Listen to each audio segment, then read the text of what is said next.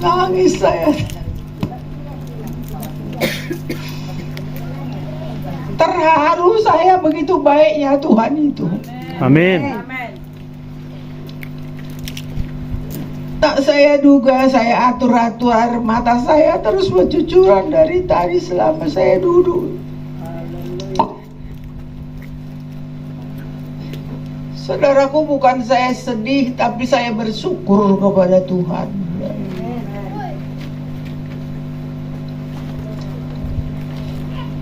Mengingat dari awal kami membangun kebun ini sekitar tahun 70-an, ya. 71, 72 Ben lahir. Ya, sampai umur 1,5 tahun pun dibawa-bawa bapaknya dia kadang-kadang gitu.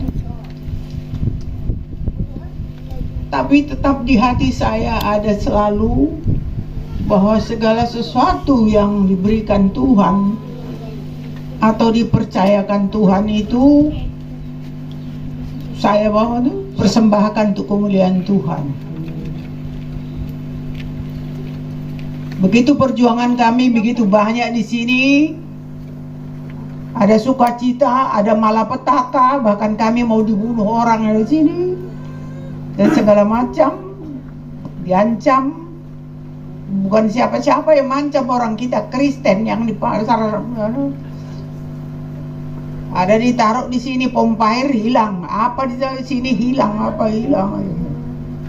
Nah, kalau boleh tahu mungkin hanya pendeta Ben yang tahu pendeta Ritonga ya sekarang ya.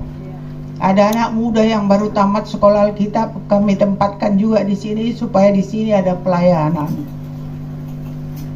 Tapi beliau semakin menanjak, terpanggillah jadi gembala sidang di mana sekarang ya?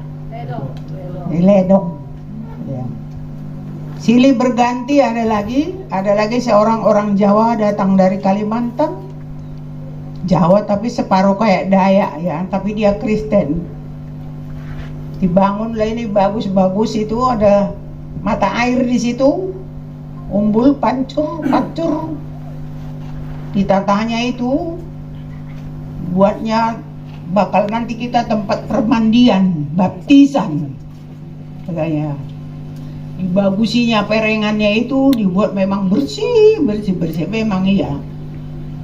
Tapi yang kita bawa ke sini baptisan dulu adalah saudara-saudara persekutuan doa yang kami bangun bersama Ibu Pendeta, Ibu Sianipar Mendiang atau Borobutar, yaitu orang tuanya dari Ibu Sianipar, mertuanya Pendeta Ben, mertuanya. Jadi kami bangun satu persekutuan doa setiap mau baptis ke sini, setiap mau baptis gitu.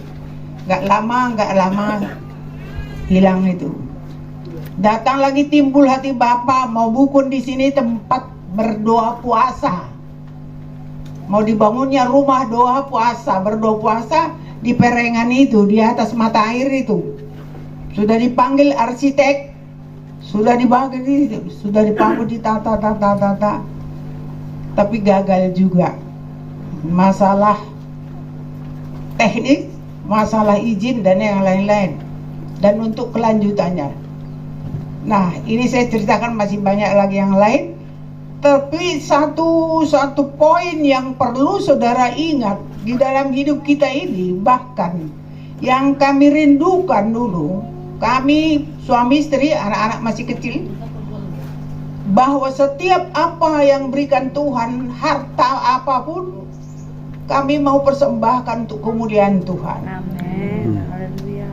Karena apa? Saya juga dulu mengingat bahwa firman Tuhan mengatakan, cari dahulu apa? Kerajaan Allah. Coba semua, cari dahulu Kerajaan Allah dan kebenarannya, maka semuanya akan ditambahkan.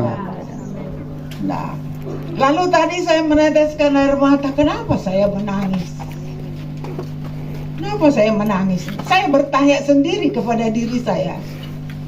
Oh, selagi usia saya masih muda, anak-anak masih kecil, ini masih kecil, umur 1,5 tahun, Yang paling besar kelas 6 SD, ya, anak pertama. Sampai sekarang saya sudah punya cicit 11 orang. Baru ternyata ini boleh ada di sini tempat ibadah untuk memanggil, berseru, memanggil nama Tuhan Yesus, beribadah. Nah inilah tadi yang saya baru saya sadar. Tadinya apa saya kok keluar air mata saya. Nah, kemuliaan Tuhan Roh Kudus yang datang kepada kita membuat hati kita terharu. Tidak bisa dibandingkan kasih karunia Tuhan itu. Tidak bisa disetarakan dengan apapun kasih karunia Tuhan itu. Tidak bisa diukur bagaimana panjang lebarnya, bahkan nilainya kalau dengan uang atau dengan emas perak. Kasih karunia Tuhan itu. Sehingga Tuhan, aku sudah punya cicit. Sudah usia aku sudah 83 Tuhan, tetapi masih Engkau tuntun aku Tuhan ada di sini, masih boleh beribadah. Terima kasih Tuhan. Nah ini mensyukuri itulah juga ya, bertambah ini dan ini dan ini. Dibagi tadi makanan, makan dulu ya. Makan dulu baru ibadah, puji Tuhan supaya ada tenaga kemarin dia deh. Aku semangat jo letoy mana kini ada deh. Puji Tuhan. Semua diatur Tuhan itu bagi indah. Amin. Saudara percaya itu? Amin. Ya? Nah kuncinya apa? Kuncinya apa? Tuhan mau mengatur kita sedemikian rupa, indah dan indah dan indah. Kuncinya harus takut akan Tuhan, merendah hati, ya, rendah hati ya. Tidak ada yang disombongkan. Ya. Saya tidak ada sekolah teologi atau sekolah Alkitab. Ya, jadi keluarga pendeta Ben, mertuanya semoga ada. Saya buka juga persekutuan peninggalan bapak mendiang. Saya ketua duduk di atas fotonya, di atas ini, di bawah semua STH. Saya STO pun tak ada. Nah tapi begitu sedemikian rupa Tuhan mengatur, kami boleh kerjasama yang baik.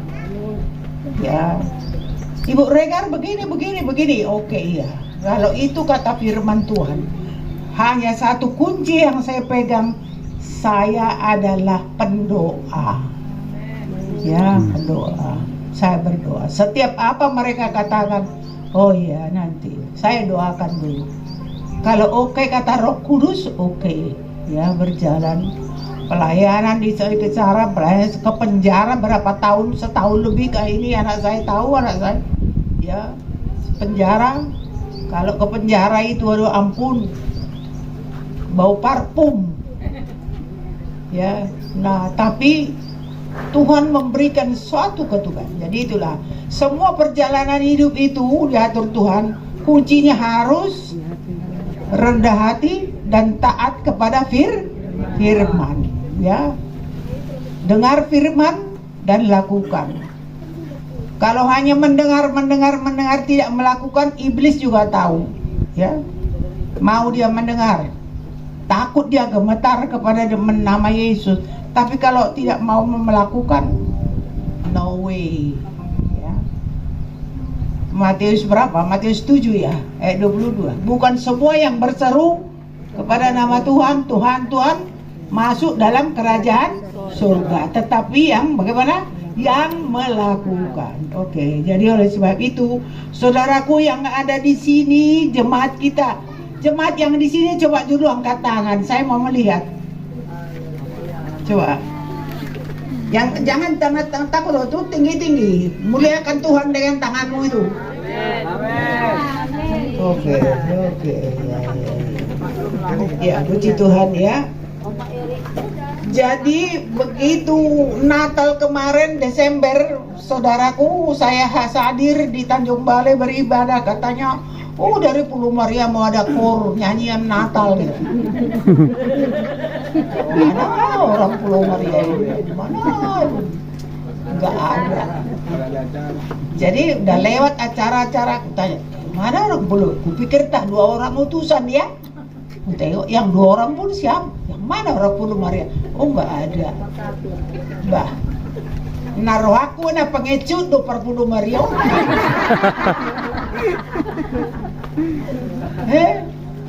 Yalah hata ro, mar mobil lo kami na son. Apa dah ngarong nang gusto ada be. Oleh na halak bata, oleh kak. Ada. Kelanjutnya enggak ya? Enggak ya, ujian. Amin. Harus konsekuen ya. Karena apa yang kita perkatakan itu juga akan kita pertanggungjawabkan kepada siapa? Tuhan. Kepada Tuhan. Betul? Dengan perkataanmu kau dibenarkan, dengan perkataanmu kau akan dihakimi. Jadi orang asal medok. Amin. Iya, oke lah. Jadi sedikit kalau saya pikir mau nyanyi tapi ya seorang sanggup suaraku darah. Tapi ada saya di rumah saya persiapkan aja. Mataku tertuju kepadamu. Ya. Tujuan untuk memperbesar kerajaan Tuhan. Amin. Setuju? Coba tepuk tangan untuk Tuhan Yesus. Nah, ini lagi yang kita pesankan juga kepada anak cucu kita. Kepada anak cucu kita. Karena ini semua kuncinya. Kalau dulu kami menikah nyanyi di gereja, mertua bawa dohot inaina sisa roha mida di susi. Oleh cara do pegeleng aholani na taina matu gereja. Amatay itu dia. Itulah apa. Alainna mertua bawa dohot inai. Jadi saya ambil tekad kemarin tahun-tahun yang lalu, saya mau melayani laki-laki di penjara. Di mana banyak laki-laki didapat? Di penjara di LP Labuan Ruku. 100%. Oleh tolu do buru-buru. Marhamaranggi buru manurung. Dok sadanai boruna. Semua laki-laki. Jadi saya bilang kepada Roh Kudus, saya berdoa, Tuhan tercapai juga. Saya rindukan kalau melayani laki-laki. Saya pernah rindu menyuruh pelayan yang ada di Suara Kasih dulu, ya, supaya melayani laki-laki di dekat kantor pos. Ada di situ Lapo kan? Siapa tahu orang Kisaran. Ada di situ Lapo di kantor pos, ya. Laki-laki banyak di situ. Pergi dulu kau ke situ mulai. Tak sanggup saya pun ya.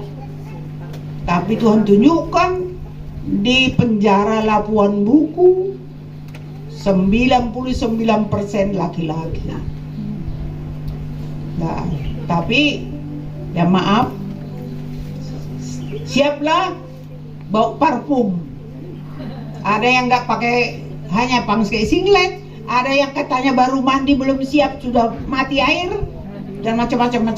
Nah, jadi oleh sebab itu apa yang kita rindukan itu Tuhan berikan dan diperhadapkan kita kepada masalah. Tapi apa yang kita mau capai, kita bilang terima kasih, puji Tuhan. Sampai hari ini saya tetap memuji Tuhan. Sampai hari ini saya tetap bersyukur. Dan inilah saya ajarkan terus kepada anak-anak. Tidak ada modal hidup ini mau apa, cari makan apa di muka bumi. Hanya merendahkan hati dan berdoa, menaruh harapan kepada Tuhan. Ya. Kalaupun sarjana dan apa segala tidak jaminan, tapi kalau rendah hati datang kepada Tuhan. Kenapa Daud dipuji Tuhan? Karena dia tetap rendah hati dan pekerjaannya berhasil. Demikianlah saudaraku, buat renungan ataupun yang mau diberi saudara perhatikan ini semua rata-rata masih muda-muda ya. Nah, jadi untuk lanjutan hidup kita, mari rendahkan hati di hadapan Tuhan. Jangan buat cara sendiri, tapi ikuti cara firman Tuhan. Maka perjalananmu akan berhasil dan beruntung. Sekali lagi tepuk tangan buat Tuhan Yesus. Haleluya. Terpujilah Roh Kudus. Haleluya.